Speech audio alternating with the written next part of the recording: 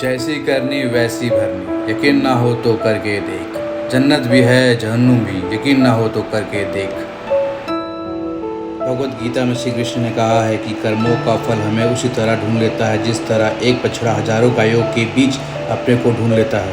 कर्म फल इंसान को भोगना ही पड़ता है। हमारे किए गए कर्म हमें ढूंढ ही लेते हैं, फिर चाहे वो कर्म अच्छे हों या बुरे हों। लेकिन हम लोग इस बात को ज़्यादा गंभीरता से नहीं लेते और हमें लगता है कि कर्म फल ऐसा कुछ नहीं होता। हम अक्सर उन लोगों के बारे में बात करते हैं जो दूसरों के साथ बुरा करते हैं, लेकिन फिर भी कोई उनका कुछ नहीं कर पाता। यही सोचकर हमसे ज़्यादातर लोग बुरे काम करने लग जाते हैं। हम सब यह भूल जाते हैं कि कर्मों का हिसाब कभी भी तुरंत नहीं होता। किसी के साथ बुरा करने वाला भले ही आज सुखी हो, लेकिन कभी न कभी उसे उसके कर्मों का फल भोगना ही पड़ता है। बहुत समय पहले की बात है। शहर से दूर गांव में एक दुकानदार था जो अपने ही गांव से एक व्यक्ति से रोजाना 1 केजी मक्खन खरीदा करता था। वह दुकानदार कई सालों से उस व्यक्ति से मक्खन की खरीदारी कर रहा था। एक दिन उस दुकानदार ने सोचा कि मैं रोज इस व्यक्ति से मक्खन खरीदता हूँ, लेकिन बहुत समय से मैंने इसके मक्खन का वजन तौलकर नहीं देखा। कल तौलकर देखता हूँ कि ये मक्खन 1 केजी से कम तो नहीं देता। अगले दिन जब वह व्यक्ति मक्खन देकर गया, तब वह दुकानदार ने मक्खन का वजन किया तो देखा मक्खन सिर्फ 900 ग्राम है। उस दुकानदार को काफी गुस्सा आ गया। वह दुकानदार गुस्से में गांव के पंचायत के पास गया और उसने उस व्यक्ति की शिकायत कर दी। गांव की पंचायत बैठी और उस व्यक्ति को बताया गया कि तुम पर इस दुकानदार ने धोखा देने का आरोप लगाया है। तुम इस दुकानदार को देने वाले मक्खन में हेराफेरी करते हो और हर बार तुम इसे 1 किलो मक्खन की जगह सिर्फ 900 ग्राम देते हो। क्या तुम्हें अपनी सफाई में कुछ कहना है?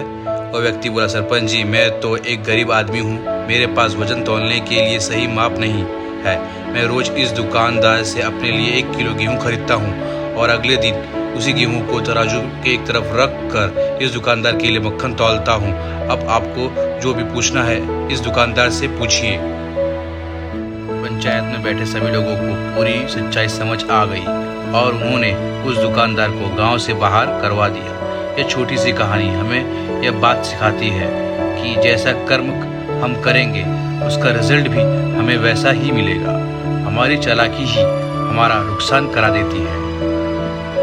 जो भी दूसरों को देते हैं या दूसरों के साथ जैसा भी व्यवहार करते हैं वह कभी न कभी लौट कर हमारे पास ही आता है। किसी के साथ अच्छा करोगे तो आपके साथ भी अच्छा ही होगा। उसी तरह किसी का बुरा सोचोगे और बुरा करोगे तो आपके साथ भी बुरा ही होगा।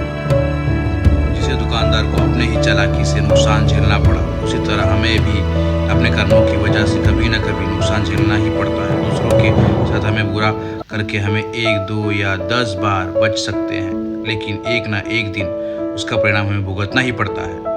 हम अपने कर्मों के फल से नहीं भाग सकते हैं। बुरा करने वाले के साथ बुरा ही होता है, फिर चाहे वह आज हो या आने वाले 1 साल बाद हो। उसी तरह अच्छा करने वालों के साथ अच्छा ही होता है। कई बार हमें यह लगता है कि दूसरों के साथ गलत करके हम बच जाएंगे, लेकिन ऊपर वाला हर किसी के कर्मों को देखता है और उनका हिसाब भी रखता है और ज़रूरत पड़ने पर हिसाब बराबर भी कर देता है। इसीलिए कभी भी गलत ना करो और ना ही कभी सोचो कि उल्टे सीधे काम करके हम बच जाएंगे। जिंदगी को बेहतर तरीके से जियो, ईमानदार बनो, ज़्यादा कमाने या फिर सिर्फ अपना ही फायदा देखने के चक्कर में किसी के साथ गलत कभी ना करो।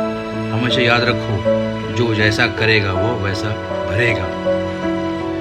दोस्तों, ये मोटिवेशनल स्टोरी आपको जरूर पसंद आई होगी। ऐसी ही स्टोरी मोटिवेशनल स्पीच कोर्स के लिए हमें सब्सक्राइब करें और आशा करता हूँ आपको इसका टाइटल समझ आ गया होगा, जैसी करनी वैसी भरनी।